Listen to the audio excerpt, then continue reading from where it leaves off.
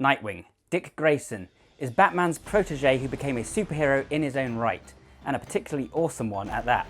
Far from being just a carbon copy of Bruce Wayne, he has many of the same skills, but on top of that he's also a world-class acrobat. He's incredibly gymnastic, agile, fast, he can jump high, and he can parkour across rooftops, and he's the only man alive in the DC universe who's ever been able to pull off the quadruple somersault. So whereas Batman is portrayed as a brick wall, Nightwing is agile, he's fast, he's acrobatic, gymnastic, and this is fantastic inspiration for any of us who want to become more agile ourselves, if we want to learn parkour and tricks and flips, or if we just want to increase our own functional strength, our mobility, and our proprioception so that we can pull off cool moves and build really practical, usable strength. So then I tried to do some flips and yeah, it didn't go so well.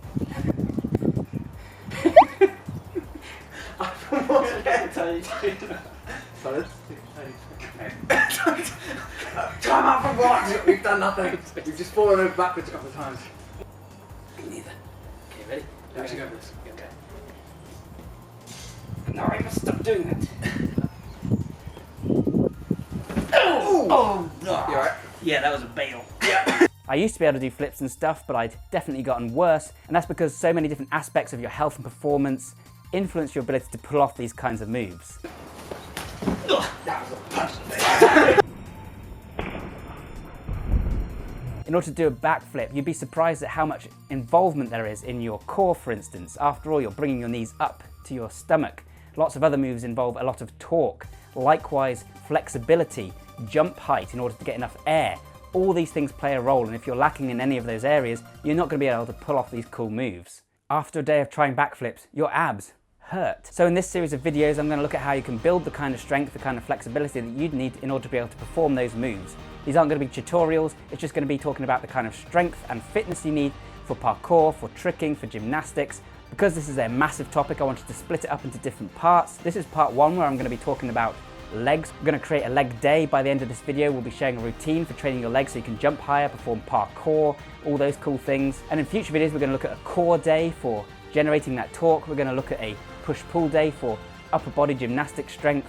Basically, once the series is over, we'll have a full workout and an explanation of why all this stuff works and why you should be doing it. So if you want to be able to jump higher, there are two things you need to do, two really simple things. One is squat and one is get lighter. Getting lighter, unfortunately, does make sense if you want to become more gymnastic, if you want to do more calisthenics. Yes, you can flip if you're big and bulky. There are certainly lots of people who can do that, like Jiu-Jimifu. However, if you become lighter, it's going to become a lot easier. I've been losing weight lately using intermittent fasting and just doing a little bit more cardio type stuff. And obviously this is something you should focus on if you want to move a little bit more like Nightwing. As for the squatting uses many of the same muscles as jumping, and most of the people who have really high vertical jumps who are posting those things on Instagram, they got there by squatting heavy. More specifically though, you want to be squatting at 90% of your 1 rep maximum. By doing this, you'll recruit fast twitch muscle fiber. Any lower and you'll be relying more on your slow twitch muscle fiber, and you won't build quite as much explosiveness. Unfortunately, training really heavy squats isn't that easy. I find it really hard to film when I'm doing it. The squat rack is always really busy and people don't really like it when I film them. But luckily, the leg press will serve as a next best thing if you don't have a spotter around. You won't be using as many stabilizing muscles, but the mechanics are somewhat similar. And likewise, you can also just use squat jumps. Squat jumps won't train your max strength in quite the same way or your endurance.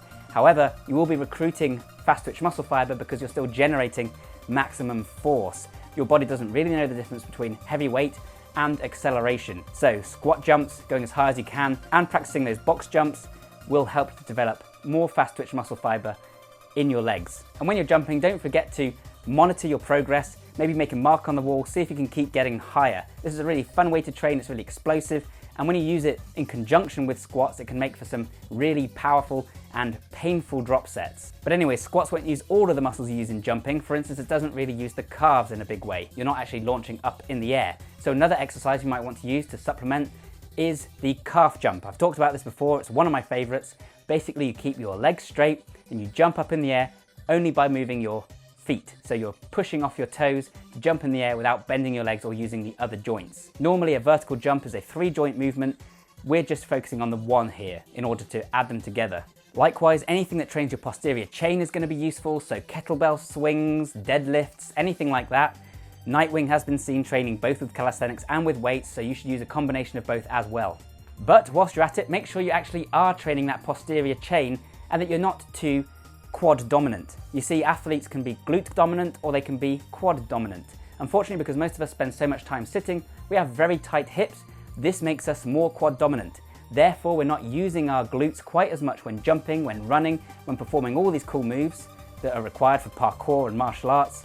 And thus we're losing out on what is the biggest muscle in the body. Likewise, if you do a whole bunch of weighted lunges, you'll find that you feel the burn in the quads and not the glutes because they haven't been doing their job. So how do we become more glute dominant to become more explosive and agile? One option is just to try and increase your mind-muscle connection. Make sure you're really tensing the glutes through the movement. You can even contract them in your spare time as a part of your incidental training, which I talked about in my recent video. Likewise, try using specific glute exercises, things like weighted step-ups, or perhaps barbell glute bridges. Likewise, go a bit lighter with your squats to begin with, because if you're going too heavy, you'll be forced to cheat, and that might mean using your quads a little bit more. We can also look at Chongji's hyperarch theory. He reckons that using your feet in the correct way has a big difference in engaging either your quads more or your glutes more. He talks about using the hyperarch position and hyperarch squats.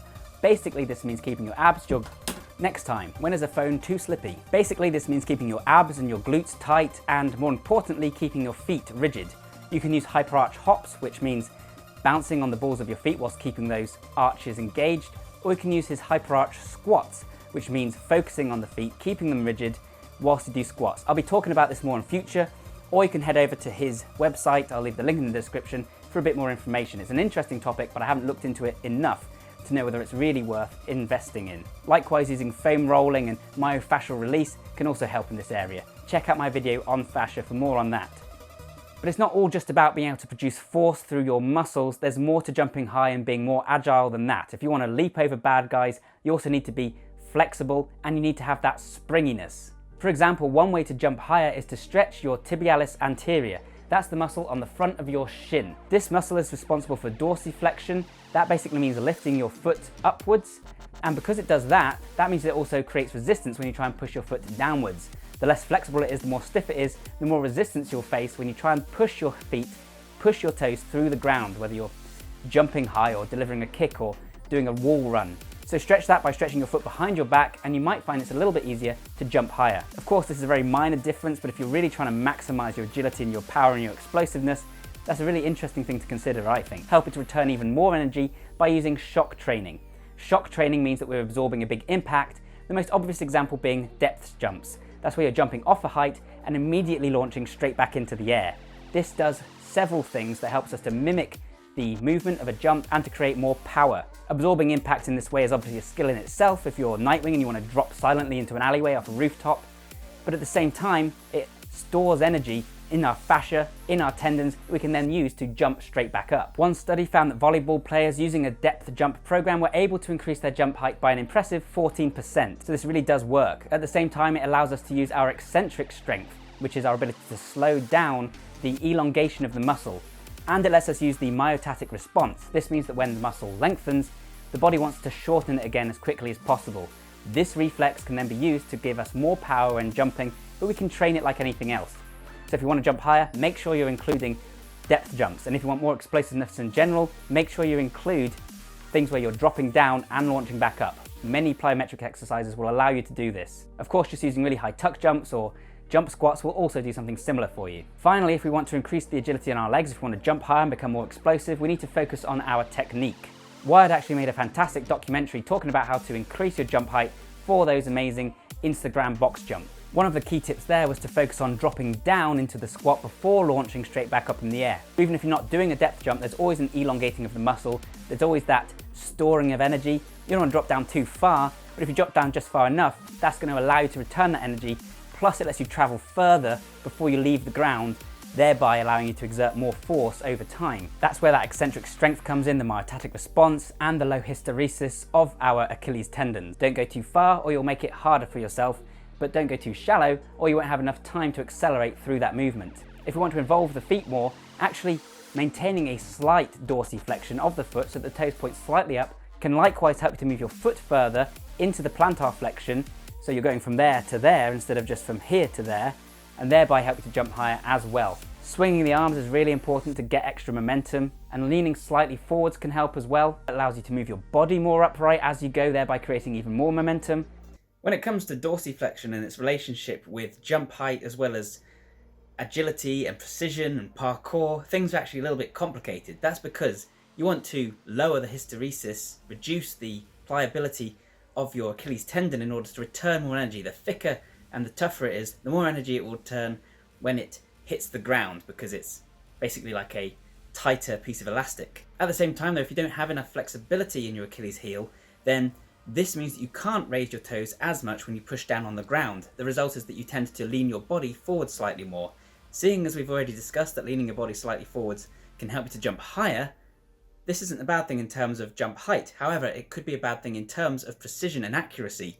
If you're trying to do precision jumps as part of parkour, maybe leaping onto a small bollard, and you find yourself often falling off, it might be because you don't realise your torso isn't entirely straight, thereby throwing your balance off.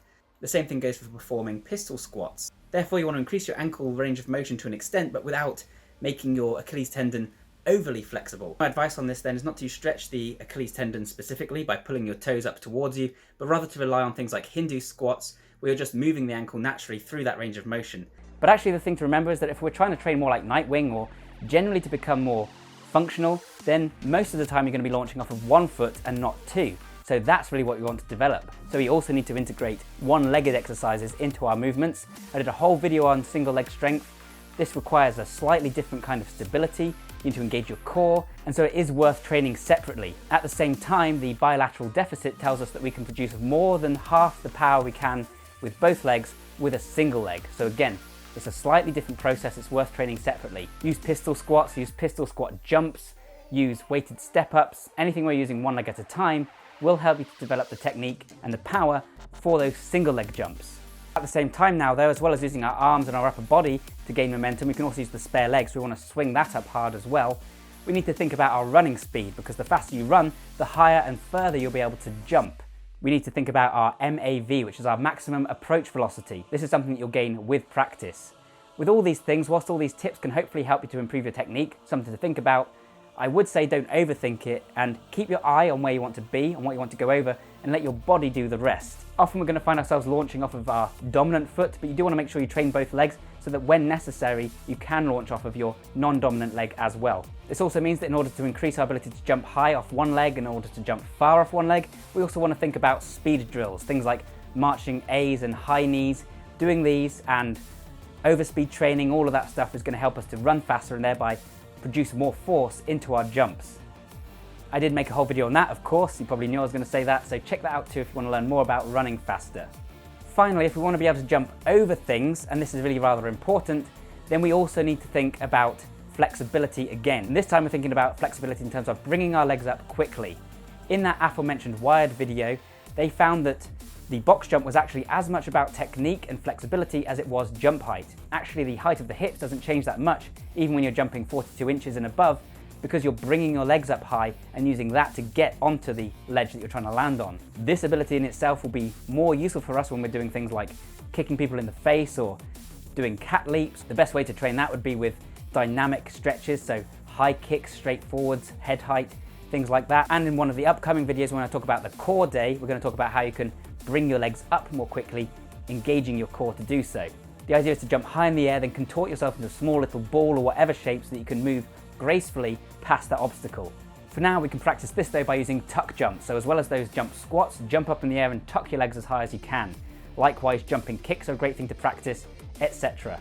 So yeah, our Nightwing leg day needs to involve training with squats at 90% of our 1 minute max if possible, using other exercises that target the posterior chain, making sure to engage the glutes, using plyometric exercises to engage force and launch high up into the air, using depth jumps and shock training, training our explosive speed with sprints, which will also be fantastic for building fast twitch muscle fibers in the calves, etc. Then we're going to train flexibility, making sure to stretch the tibialis anterior. At the same time, we're going to use dynamic stretching in order to be able to get our legs up quickly in the air so that we can fold up and move over things.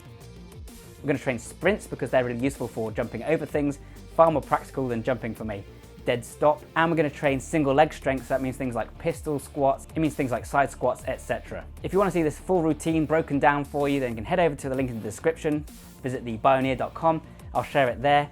I'm going to be sharing some extra information over at the Patreon. Each of these videos will have a little bit of supplementary information over there, just as a big thank you to all of those of you who are supporting me there. Stay tuned, of course, if you want to see the core day, the pull-push day, and the proprioception flexibility day. If that all sounds interesting and cool, then subscribe, comment down below, all that stuff. Thanks so much for watching. I massively appreciate it, and I'll see you next time. Bye for now. So, Nathan, my buddy, has come to help me, offering me support, and he will definitely catch me if it goes wrong. So there's no way this can possibly end with me hurting myself, and I feel 100% confident saying that. Are you okay? Wow, the proper punching the jaw. Are you okay? Yeah, you maybe not do that as you go. That's how I backflip. That's how I backflip. I will just try really hard not to punch. I want another plan in place, just in case they try not to punch you in the face.